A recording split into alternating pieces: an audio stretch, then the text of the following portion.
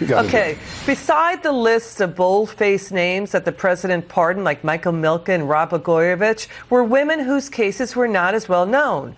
The president is championing criminal justice reform. The president commuted sentences for 3 women convicted of nonviolent drug or fraud offenses. The cases of Totnese Hall, Judith Negron, and Crystal Munoz were supported by Alice Johnson, a criminal justice advocate who had her life sentence for a nonviolent drug offense commuted by President Trump in 2018. Let's bring in Heritage Foundation Senior Legal Fellow Hans von Spakovsky. Hans, this is an interesting story. The president is the one doing criminal justice reform and commuting these sentences. Your reaction? Well, it's funny that no one in the liberal aisle wants to give him credit for this. And look, these are all very excusable pardons and commutations in each case.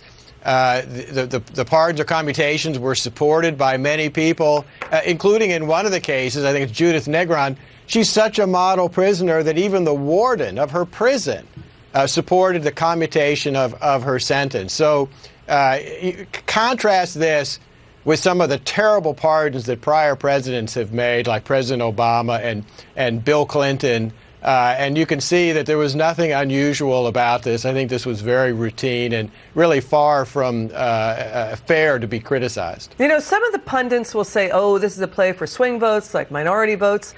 This is about humanity. It's about appealing to all of our hearts and minds about what is the right thing to do, what is justice, and about caring for each other as human beings. Alice Johnson is taking on Bernie Sanders' criticism, saying that the president was helping only the politically connected. Watch this soundbite.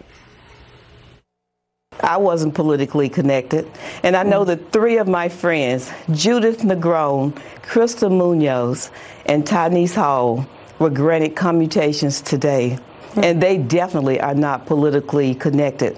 And anyone who thinks that these women should not have been granted clemency have not looked at their cases.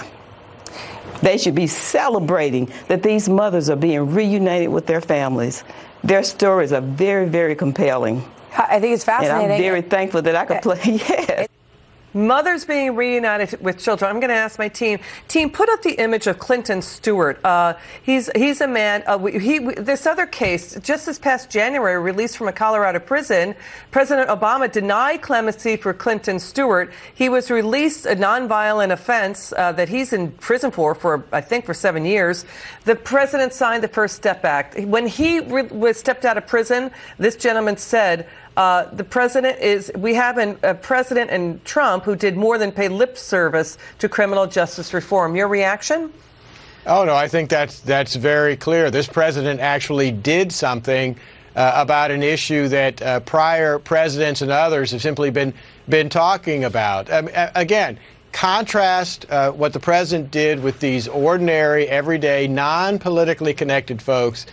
Contrast that with, for example, Barack Obama pardoning Chelsea Manning, someone who had disclosed secret, classified military information that put our men and women fighting. He commuted the sentence of Chelsea Manning. Yeah, he commuted a sentence. But he commuted the sentence of someone who put our folks fighting in Iraq and Afghanistan at risk.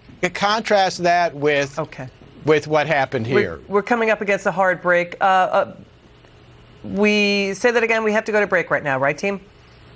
Yeah, we're going to take a break. I'm so sorry we ran out of time. It's okay. We had the president's speech earlier this hour, covering it live. Hans, we're going to have you back on. Great to see you. Thanks. Okay.